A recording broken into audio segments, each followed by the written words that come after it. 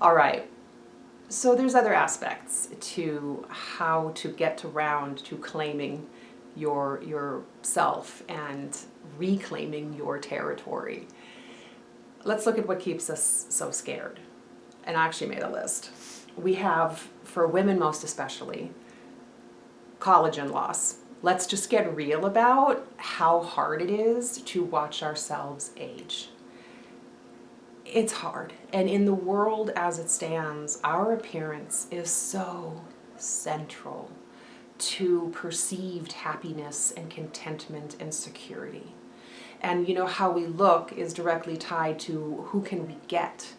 Well, the older I get, I'm way less likely to find a partner. So even though I kind of want to hold a pillow over my current partner's face every night, I'm going to stay here because it's better than not having anybody. And you know, here we are cheating ourselves, cheating the other person of a truly genuine and authentic personal life. It's something to look at. But this appearance thing is really, really deeply ingrained in us and really influences what kind of chances we will or won't take once we hit that middle age arena.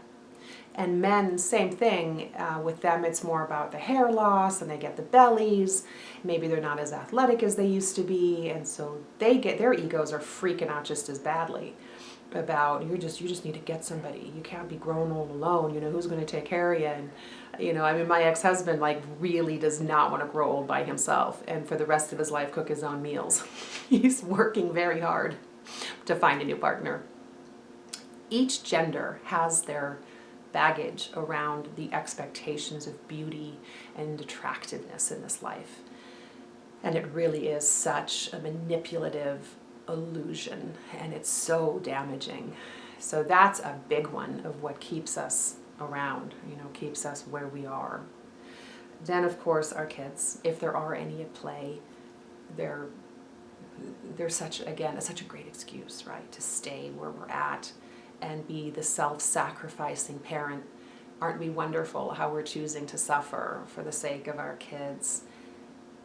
And I gotta tell you, I've never met an adult who was grateful that they grew up in a house with parents who didn't really want to be together anymore. Children absolutely know what's up. And you never kid yourself that your kids don't understand what is happening energetically and emotionally in the house. If they are raised in an energy of this inauthenticity and disingenuousness and pretense of happiness and contentment and connection, they will be energetically drawn to relationships that are much the same and that mirror what they saw at home. I know it's hard to take that in because we don't want to feel that responsible, but we are. Parents are the first model, and children do what we do. They don't do what we say, and I think we all really know that. So I covered that yesterday. So children, of course, keep us very conveniently where we are at. Let's see, and then of course family. Your family of origin, first of all. I was raised in such a strange place with just a mother, and we were in just constant survival mode, and I really didn't have a standard that she held for, this is what I want you to be when you grow up. She really didn't care what I was going to be. She just wanted me to grow up and get out. That was like her goal, and frankly it was mine. People ask, well, what did you want to do when you were in school? What were your plans? And I say in complete honesty, it was to survive and get the hell out. My goal was to get away from my mom and to just go be whatever I thought happy meant.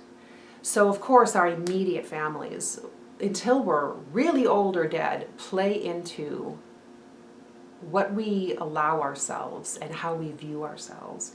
Well, my dad would really be, ashamed of me if he knew this, or he would be really disappointed. And my mom, she's so sweet and she was so wonderful, and I can't disappoint her. She really wants grandkids. So what's the harm? I'll just have a baby. I've had these conversations with people where they literally have children to please their parents. It's fascinating what we talk ourselves into. So our families of origin, competition with siblings will often guide choices we make. Again, so interesting, and we don't even realize it. So gosh, who wants their brothers and sisters commenting on, what do you mean you're getting a divorce? Or what do you mean you're going to blow up your career? Or why would you move? That's a really nice house. Why would you move? I mean, sometimes you get judgments even about where you live. So family. Then there's in-laws, which is a whole other classification of family. Ooh, and they can be even more toxic sometimes than your own. And you have to worry, oh, my mother-in-law would just freak out if I did this or said that. So we have that group of people weighing in on what we should and shouldn't do. If you're not married or you're not in a partnership, then, this could be much simpler for you. You really do theoretically have way less voices at play if trying to make some decisions around changes in your midlife. It's a kind of a blessing in that way. And I get that being alone or being single doesn't always feel that way. I have been single for 6 years.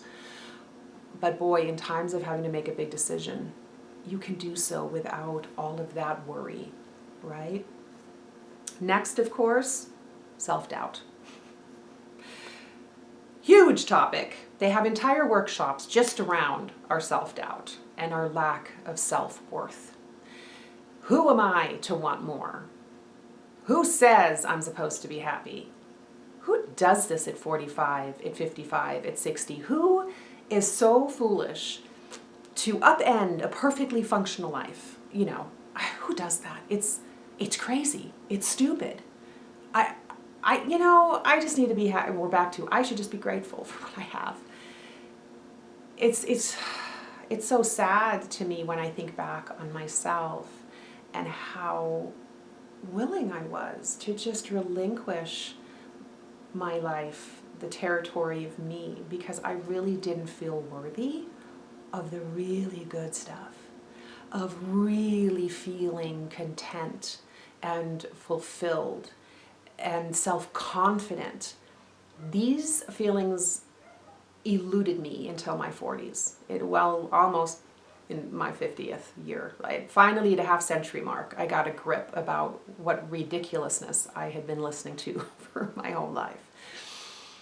But it's a crucial thing to look at, how you really feel about yourself, how you really judge yourself, because it really comes into play. Because we're looking at half of our life sometimes gone, or a little under, or a little over, and the idea of changing things up is really intimidating. And yet underneath that is this excitement and this sort of anticipation of what could happen. Wow, the last 30, 40 years of my life could be, oh my God, I don't even know. They could be so amazing and different and wow, it's good to let that part of you through, to indulge yourself and an enthusiasm for the unknown. Yes, an enthusiasm for the unknown. It's pretty awesome, and it's a bit intoxicating. So I really encourage looking at how do I really feel about me? What do I really think I deserve? Things to look at. All right, yes, the disbelief that we're worthy of anything good. All right, and then the big one, disconnection. The disconnection from self, which is very closely linked to a disconnection from your spirituality. And as I said earlier, this is whatever connects you to what you perceive to be the divine, to be a higher intelligence, a higher realm, universal energies. A lot of people are very comfortable with that, where they just know there is something bigger and something powerful, and that once you plug into that, you become more powerful. It's not becoming, it's accessing your power. It's always there. We just don't plug in. So finding your spirituality is a really, really helpful thing if you're going through this midlife phase. It's empowering, it's comforting, it is supportive. And it's not about making up something. You do really need to explore what that means to you. If you weren't raised with anything like me, I really wasn't raised with a spiritual life. My mother basically believed that God hated her. I don't know if you've ever known anyone who truly believes that out of 9 billion people on the planet, God has targeted them. And my mother truly believed this. She wasn't kidding, and she wasn't always drunk when she said it, that God somehow had it in for her, had a target on her back, and she couldn't win for losing. And saddest of all, when she had anything good happen to her, a windfall of money, or just good people coming through, or just something good, she would immediately go to the place of, well, I guess something's going to go to hell now, because you don't get nothing for nothing. This was my spiritual upbringing. It was something to overcome, let me tell you. And it's not true. It really isn't. There's no one gunning for us. The universe, God, spirit, they really don't target people. They really just wait in the wings for us to say, hey, I'm ready. Please come on in. I would love a little advice. I would love a little support. You have to know what you're inviting in. What does your spirituality look like and feel like to you? It and your connection to self are intricate.